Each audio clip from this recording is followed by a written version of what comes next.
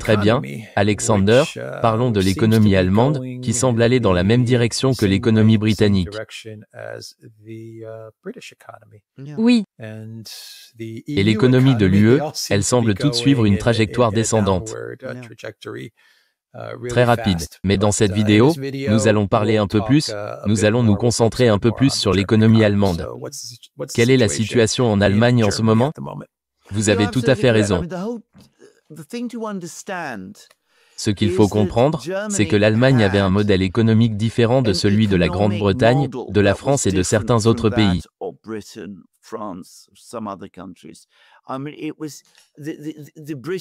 Le modèle britannique était basé sur une consommation très élevée, une demande très élevée qui était essentiellement centrée sur l'immobilier.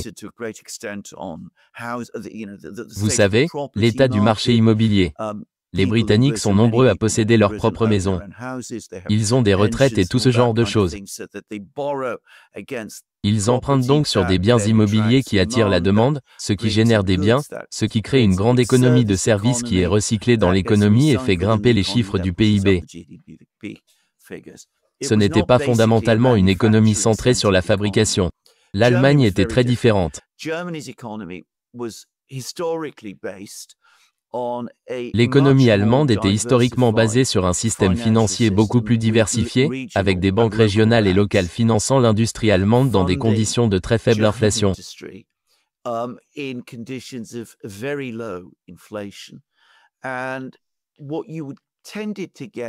Et ce que l'on avait tendance à obtenir, c'est que les entreprises allemandes avaient une dette assez importante car elles étaient financées, comme je l'ai dit, par les banques régionales et certaines des plus grandes banques également, bien sûr.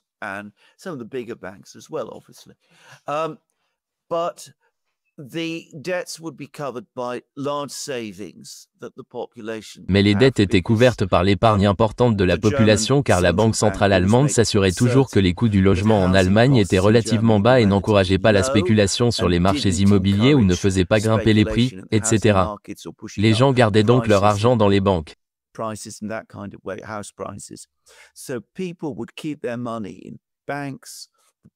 Les banques prêtaient aux industries. L'industrie investissait ensuite l'argent qu'elle empruntait aux banques et l'économie allemande se développait. Et bien sûr, ce système dépendait également de faibles taux d'inflation, car il fallait une inflation plus faible pour constituer une épargne, ce qui a toujours été la priorité de la Banque centrale. Et afin de maintenir l'inflation à un faible niveau et de maintenir la stabilité de l'ensemble du système financier, il fallait également que le gouvernement allemand maintienne une budgétisation prudente. C'était le modèle allemand. Tout s'effondre. Je veux dire, cela devient rapidement le modèle britannique. Donc, Matt, cela a évolué au fil du temps, mais avec Matt, ce qui commençait à se produire de manière très visible sous Angela Merkel a évolué beaucoup plus rapidement. Donc, toutes les tentatives de restriction budgétaire sont tombées à l'eau. La rupture constitutionnelle de la dette est tombée à l'eau. Le gouvernement dépense désormais de l'argent à un rythme extraordinaire en Allemagne. Il emprunte pour ce faire. Le déficit budgétaire augmente donc rapidement. Le gouvernement a pris des mesures que nous connaissons tous, à travers ces diverses sanctions contre la Russie, qui ont entraîné une augmentation rapide des coûts de l'énergie en Allemagne. Cela a déclenché des processus de désindustrialisation en Allemagne. Tout cet argent supplémentaire que le gouvernement dépense va inévitablement augmenter la demande globale plus vite que l'industrie en déclin ne peut suivre. Cela va commencer à absorber les importations, ce qui était bien sûr l'inverse de ce que l'Allemagne faisait autrefois. L'Allemagne exportait toujours, mais maintenant elle va devenir une importation.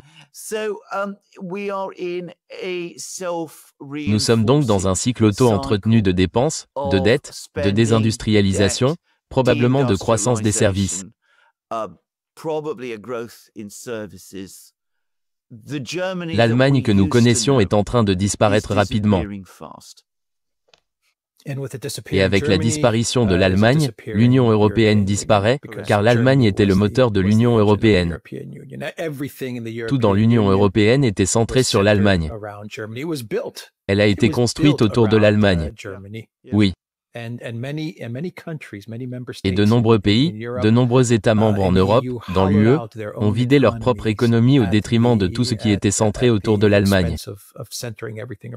C'est exact. Je veux dire qu'ils ont volontairement abandonné leur industrie parce que l'Allemagne allait tout alimenter. Alors, que se passe-t-il ici? Exactement. C'est exactement ce qui se passe.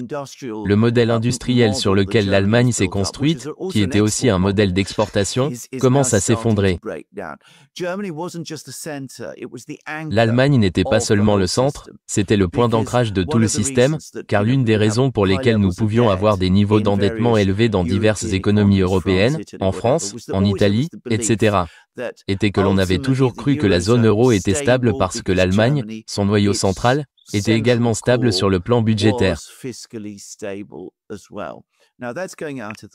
Or, cela est en train de disparaître et cela va créer de gros problèmes à l'avenir pour l'ensemble du modèle allemand, pas seulement allemand, mais européen. Nous commençons à voir les signes. Les faillites en Allemagne sont extrêmement rapides. Elles frappent très durement. Le stand de repas, vous savez, le vaste éventail de petites et moyennes entreprises familiales, dont beaucoup, ce qui est inhabituel en Allemagne, sont impliqués dans la fabrication. Miller, vous savez, le célèbre fabricant de cuisine, qui est une entreprise de meltant haut de gamme. Je ne dis pas, d'ailleurs, qu'ils sont en difficulté, juste pour que ce soit clair. Probablement, c'est l'une des entreprises Midland qui, parce qu'elles ont une clientèle si solide, sont probablement encore stables. Mais toutes les autres, beaucoup d'autres, de petites entreprises qui fabriquaient toutes sortes de choses à partir de matériaux utilisés, vous savez, de composants utilisés dans l'industrie automobile, par exemple, l'industrie automobile est en déclin très rapide, et une grande partie de Mittelland était centrée sur elle, fabriquant, vous savez, divers composants qui étaient importés dans les usines qui fabriquaient les voitures.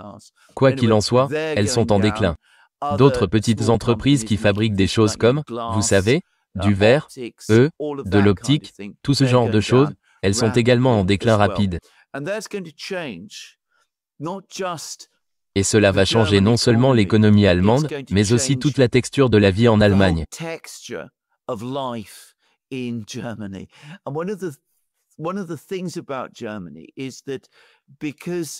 Et l'une des choses à propos de l'Allemagne, c'est qu'en raison de la façon dont l'industrie fonctionnait, et elle fonctionnait dans toute l'Allemagne, il n'y avait pas de place centrale dominante comme Londres en Grande-Bretagne qui domine toute l'économie.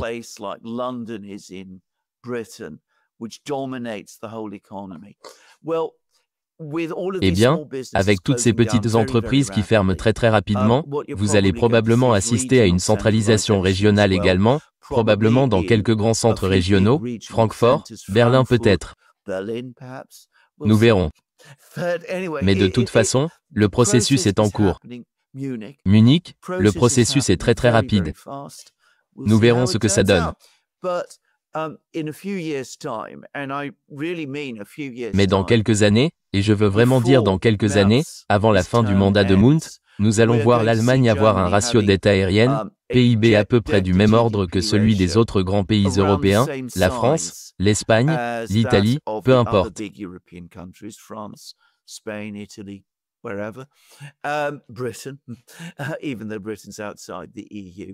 La Grande-Bretagne, même si la Grande-Bretagne n'est pas membre de l'UE, nous allons probablement voir l'Allemagne passer beaucoup plus vite que prévu d'exportateur net à importateur net.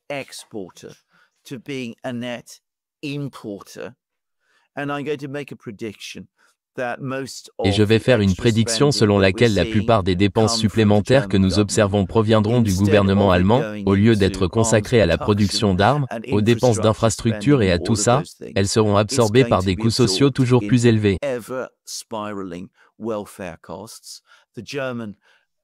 L'État-providence allemand est extrêmement généreux, il a une très longue histoire qui remonte à Bismarck. C'est peut-être, d'une certaine manière, le plus ancien de tous les États-providence. Le réduire va être extrêmement controversé politiquement. Le gouvernement de Matt est une coalition de la CDU et de la CSU avec le SPD. Le SPD voudra protéger l'État-providence thermale et, en fait, il fait déjà pression pour une augmentation des dépenses sociales parce que c'est un parti de centre-gauche, et c'est ce que font les partis de centre-gauche. Cela rendra l'Allemagne encore plus semblable à la Grande-Bretagne.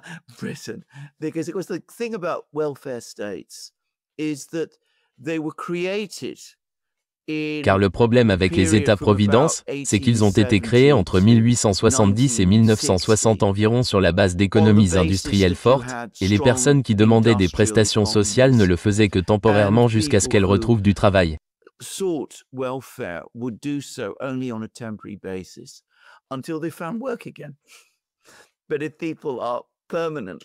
Mais si les gens sont définitivement au chômage, cela crée une situation complètement différente. Alors, comment l'Allemagne va-t-elle combattre la Russie en 2027, étant donné cette nouvelle? Levant un drapeau blanc si jamais cela arrive? Je veux dire, cette idée d'un grand renforcement militaire allemand est une illusion à mon avis. C'est un mirage. Ça n'arrivera tout simplement pas. Tous les fonds supplémentaires dont nous entendons parler ne serviront pas au réarmement militaire. Je veux dire, on parle beaucoup d'acheter des armes. Une grande partie des armes seront achetées aux États-Unis, bien sûr, mais ils ne seront pas en mesure de soutenir un renforcement des forces armées à long terme, car les structures financières pour le faire ne sont pas là. Et d'ailleurs, l'industrie allemande n'est pas vraiment organisée pour ce genre de choses.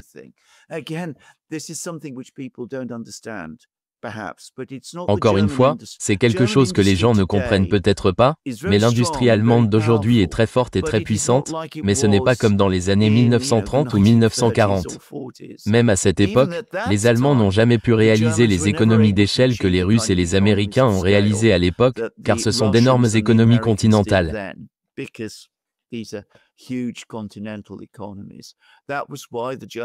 C'est pourquoi les Allemands ont fabriqué beaucoup moins de chars et d'avions que les Américains ou même les Russes.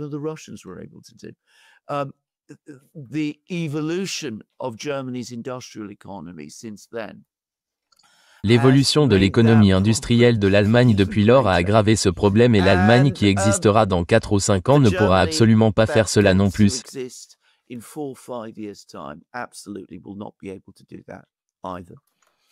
L'industrie allemande est en contraction. Rheinmetall, le groupe industriel central qui est censé être au cœur du réarmement allemand, voit sa production décliner. Les derniers chiffres l'ont confirmé. Très bien. Nous allons arrêter la vidéo ici. Dur.locals.com. We are on Rumble, Odyssey, BitChute, Telegram, and X, and go to the Durant Shop. Pick up some merch like what we are wearing in this video. Link is in the description box down below. Take care.